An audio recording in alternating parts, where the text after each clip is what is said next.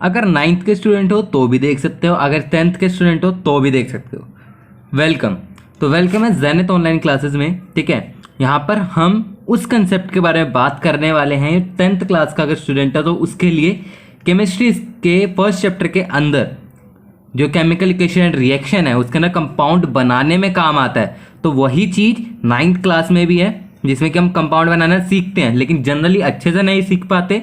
तो इस वजह से हम 10th में दोबारा से उन्हें एक बार सीखना ही पड़ता है अगर हमें रिएक्शन सॉल्व करनी होती है तो।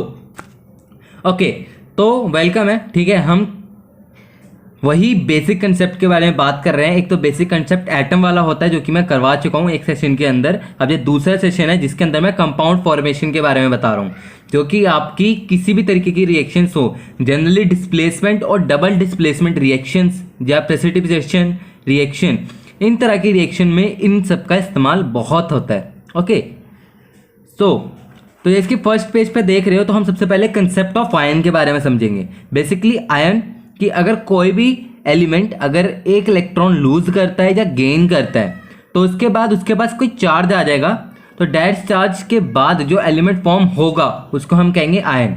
यदि अगर वो लूज कर रहा है तो सिंपल है कि वो लूज कर रहा है तो उस पर पॉजिटिव चार्ज आएगा, यानी कि पॉजिटिव आयन। और अगर वो गेन कर रहा है तो उस पर आएगा negative charge, that is negative ion. Okay, तो अगर हम एक चीज़ और ध्यान रखना कि क्या रहता है, अगर IDE ज़्यादातर यूज होता है इसकी सल्फाइड, ठीक है, उस केस में तो वो सिंगल एटम होगा जिसमें कि नेगेटिव साइन होगा उसके ऊपर, और फिर इसके बाद IUM जिसकी पोटेशियम, तो वो सिंगल एटम होगा जिसपे कि पॉजिटिव साइन होगा। तो अब हम एग्जाम्पल्स के बारे में बात करते हैं, आयंस के एग्जाम्पल के बारे में। तो सबसे पहले बात करेंगे हम जिंक। जिंक यानी कि Zn, आपको सिंबल से याद करने पड़ेंगे। आप इतना ही चीज़ याद कर लीजिए, आपको उससे 10th क्लास में काम चल जाएगा। ठीक है, Zn+2 इसकी वैलेंसी है। +2 कैसे आई है उसके लिए आपको इलेक्ट्रॉनिक कन्फिग्रेशन एक बार देखनी पड़ेगी इसकी, उसके बाद आप समझ जाएंगे। आगे लेड, ये वैलेंसीज हैं जो इसके ऊपर डिस्प्ले हो रही है। Valency lead equal to Pb, यानी कि Pb+1। अगर आपको वैलेंसी वगैरह में भी दिक्कत है तो आप उसका भी कमेंट सेशन में कमेंट कर देना, बना देंगे उस पर भी। ओके, तो कॉपर यानी कि Cu। अब यहाँ पे केस होता है कि कॉपर के अंदर दो वैलेंसीज होती हैं कि Cu+1 Cu+2। तो क्या यूज करें हम, कौन सी यूज करेंगे? तो क्यूप्रस होता है और क्यूप्रिक होती है। अब इसका क्या सीन है, क्यूप्रस और क्यूप्रिक्स। ठीक है, OUS जनरली हम जब यूज करते हैं जबकि हमारा लोअर वैलेंसी हो। इसकी Cu+1 है, यहाँ पे +1 तो छोटा है, तो इसमें OUS यूज करेंगे, और IC यूज करेंगे जबकि बड़ी वाली हो, यानी कि Cu+2, तो वो हो गया क्यूप्रिक। फिर इसके बाद हो गया आयरन, आयरन का हो गया फेरम, यानी कि Fe+2 Fe+3 फेरस और फेरिक। फेरस जनरली यूज करा जाता है Fe+2 वाला। ठीक है, ज्यादातर सभी रिएक्शंस में इसी का इस्तेमाल करा जाता है, तो आप इसे कर सकते हैं याद। इसके अलावा लेड Pb, और ये आपके लिए मैंने बता ही दिया है, ये पॉजिटिव आयन है बाकी के बचे हुए। इसमें मैंगनीज देख लेना, Mn+1, Mg मत समझ लेना, Mg बोले तो मैग्नीशियम। ओके, अब इसका सेकंड केस जो हमारा नेगेटिव आयंस के लिए है। नेगेटिव आयंस के लिए इसकी ऑक्साइड, ऑक्सीजन का ही रूप मान लो ऑक्साइड, नाइट्राइड, नाइट्रेट, नाइट्राइल, इन सब में कंफ्यूजन होती है, तो वो मैंने अलग से आपको C पॉइंट में लिख रखा है। अब इस पर भी बात करेंगे।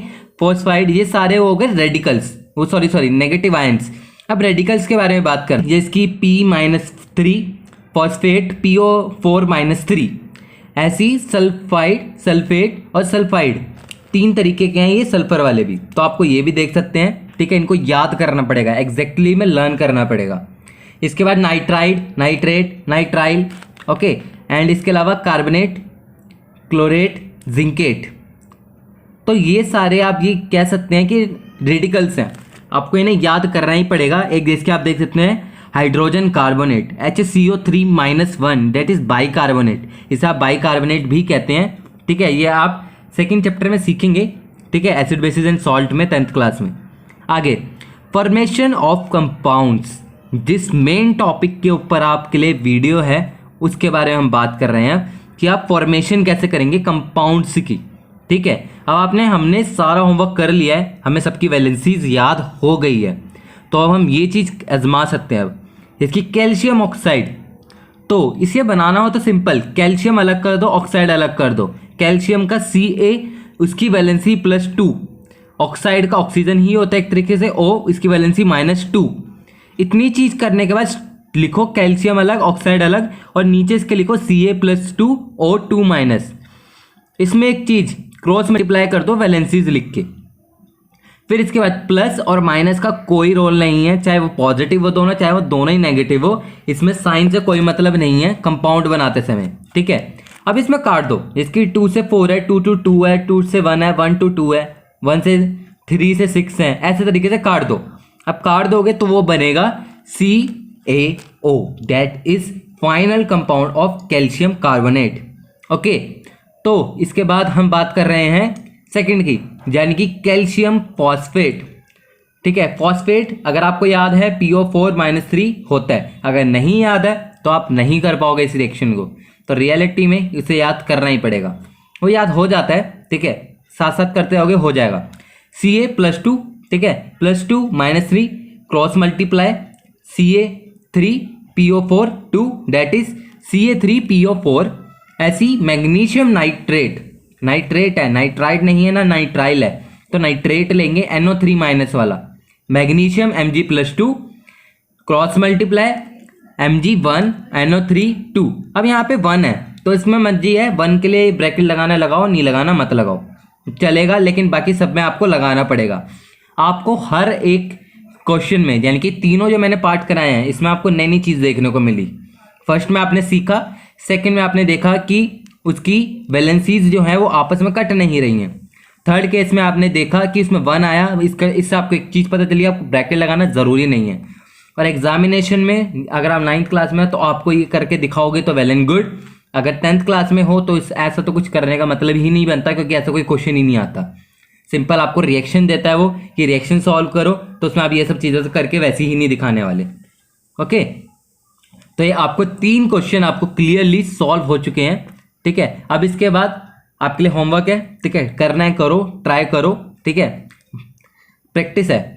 ओके, बाकी इनको देखो, सारे एक बार मैं पढ़ देता हूँ। Ammonium sulphate, barium carbonate, ferrous sulphate, zinc oxide, cupric oxide, cupric है +3 वाली लेनी पड़ेगी, सॉरी +2 वाली, क्यूप्रस नहीं है।